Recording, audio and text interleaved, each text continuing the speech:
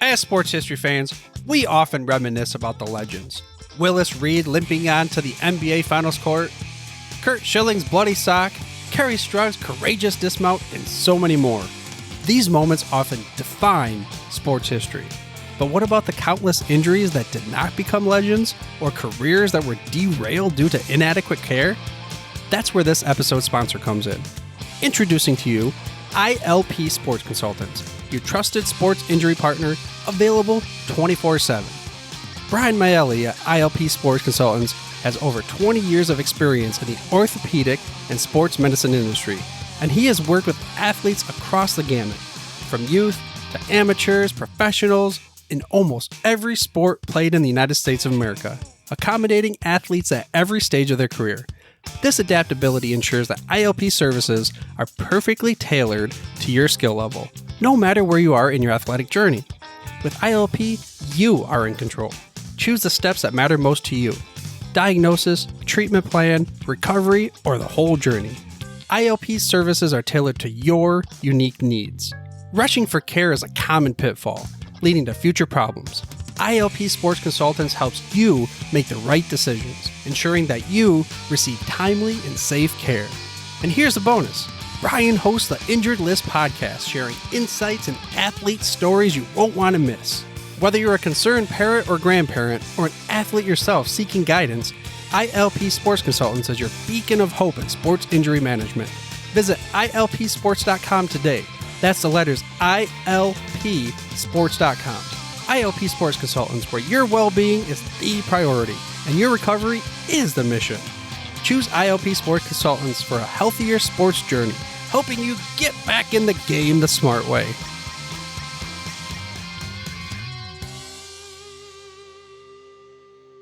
This podcast is part of the Sports History Network, your headquarters for the yesteryear of your favorite sport. You can learn more at sportshistorynetwork.com. Hello, sports fans, and welcome to another edition of Yesterday's Sports on the Sports History Network. Today, we're going to discuss the Cleveland Browns Dynasty from 1946 to 1973. Most modern-day NFL football fans are familiar with the dynasty of the New England Patriots from 2001 to 2018, the Dallas Cowboys of the 1990s, the San Francisco 49ers of the 1980s, and the Pittsburgh Steelers of the 1970s. They might even be familiar with the Green Bay Packers of the 1960s. But only the genuinely hardcore football historian knows how good the Cleveland Browns were from 1946 to 1973. If not for one bad season in 1956, the Browns would have gone 27 years without a losing record. The Dallas Cowboys currently hold the record with 20 winning seasons in a row.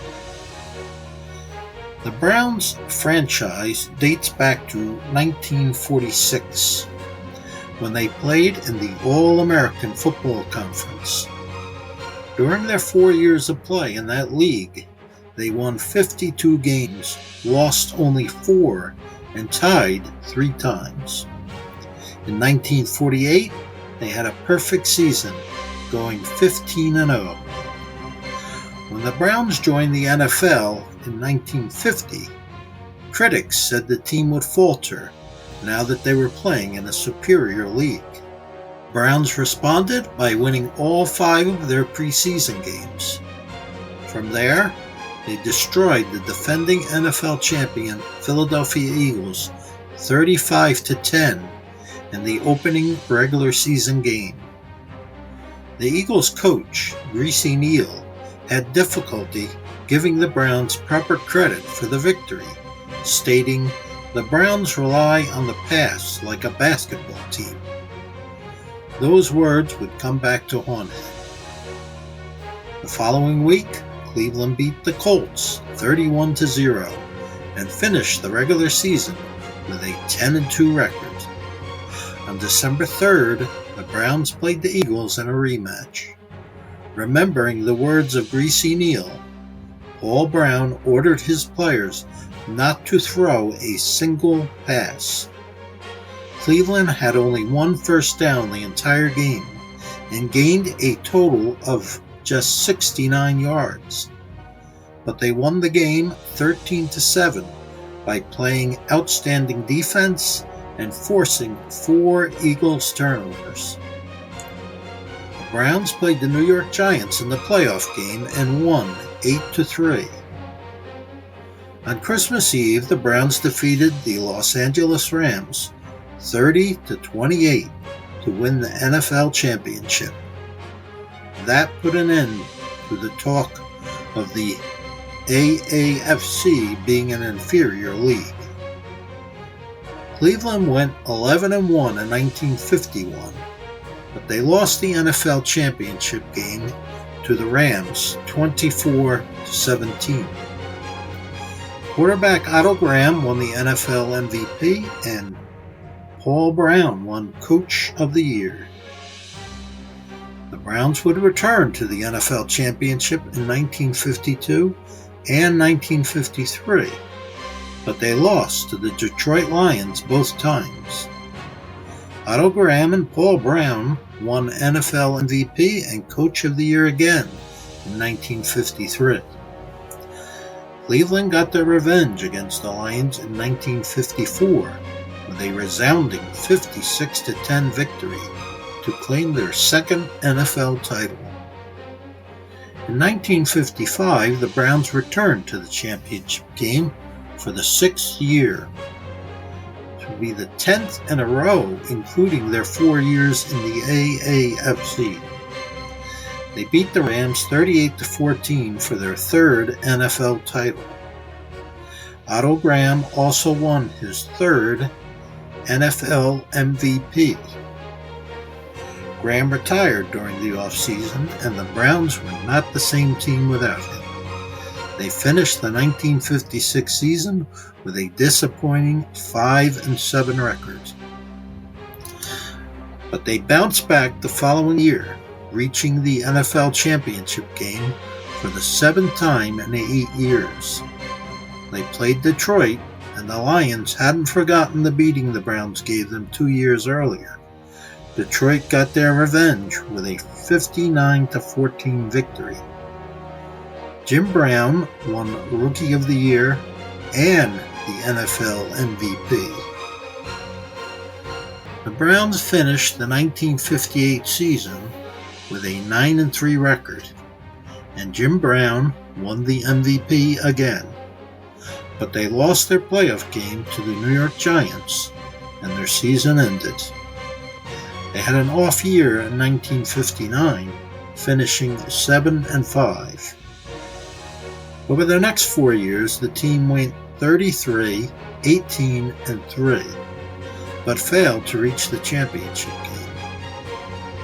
In 1963, Blanton Collier took over as head coach, and Jim Brown won his 3rd NFL MVP. They returned to the NFL title game in 1964. Their opponent was the powerful Baltimore Colts, who were heavily favored to win this game.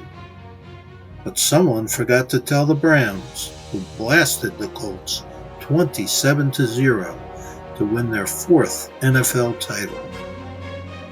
Cleveland had another excellent season in 1965, finishing with an 11-3 record. They played the Green Bay Packers in the NFL championship game, but lost 23-12. Jim Brown won the NFL MVP for the 4th time in his career.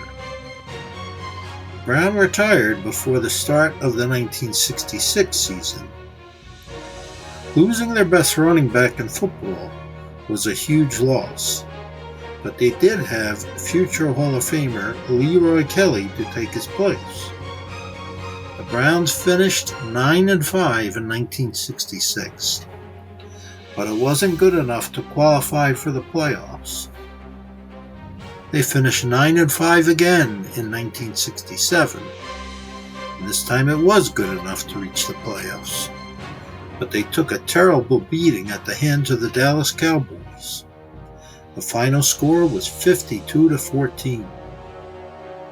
In 1968, they went 10-4 and avenged their loss to the Cowboys, beating them 31-20 in the playoffs. Cleveland was one game away from going to their first Super Bowl, but they were crushed by the Colts, 34-0.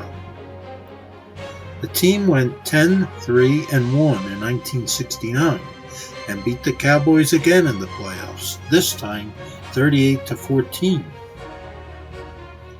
Browns fans had high hopes for their first NFL title since 1964, but those hopes were dashed by the Minnesota Vikings 27-7. After 13 winning seasons in a row, the Browns finished 7-7 in 1970. 1971, they went 9-5, but lost to the Colts 20-3 in the playoffs. In 1972, they went 10-4 and came close to spoiling the Miami Dolphins' perfect season. They were ahead 14-13 in the fourth quarter before losing 20-14. In 1973, the Browns finished the season 7-5-2. From 1974 to 1985, the team had only 4 winning seasons. The dynasty was over. From 1946 to 1973, the Browns had 26 winning seasons, only 1 losing season, and 1 season with a .500 record. They played in 8 playoff games, 4 AAFC championships, and 11 NFL championships. They won 4 AAFC titles and 4 NFL titles. 14 Cleveland Browns players and 1 coach from that era are in the Pro Football Hall of Fame. Full Brown and Marion Motley. Running back Leroy Kelly. Halfback and flanker Bobby Mitchell. Receivers Max Speedy, Dante Lavelli, and Paul Warfield. Quarterback Al Graham, center Frank Gatsky, guard Gene Hickerson, tackles Mike McCormick and Lou Groza, who was also their place kicker, defensive ends Len Ford, Bill Willis, and coach Paul Brown. That concludes our podcast for today. Hope you enjoyed it. Take care, and God bless. This podcast is part of the Sports History Network, your headquarters for the yesteryear of your favorite sport. You can learn more at sportshistorynetwork.com.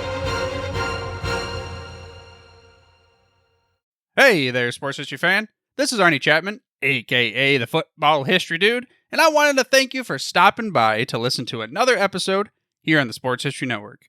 Our podcasters are passionate about uncovering and sharing sports stories from yesteryear. And if you didn't know it already, we have over 30 shows across the network covering all sorts of sports history topics. In fact, here's a glimpse into one of our awesome podcasts here on the network. Hello, football friends. This is Darren Hayes of the Pigskin Dispatch podcast, and I'd like to invite you to the portal of positive football history, Pigskin Dispatch and pigskindispatch.com. We talk about everything that centers around the game of American football, expert discussions, the origins of the games, the great players, teams, and coaches, and more, and some great guests and insights from experts. We have new episodes 3 to 4 times a week, and you can find us on sportshistorynetwork.com, pigskindispatch.com, or your favorite podcast provider. How about that? I bet you're super hyped to go listen to that new podcast, right? Well, to learn about this show and all the other podcasts on the network, head over to sportshistorynetwork.com/podcasts. Again, that's sportshistorynetwork.com/podcasts. Head over there today to find your next favorite sports history podcast.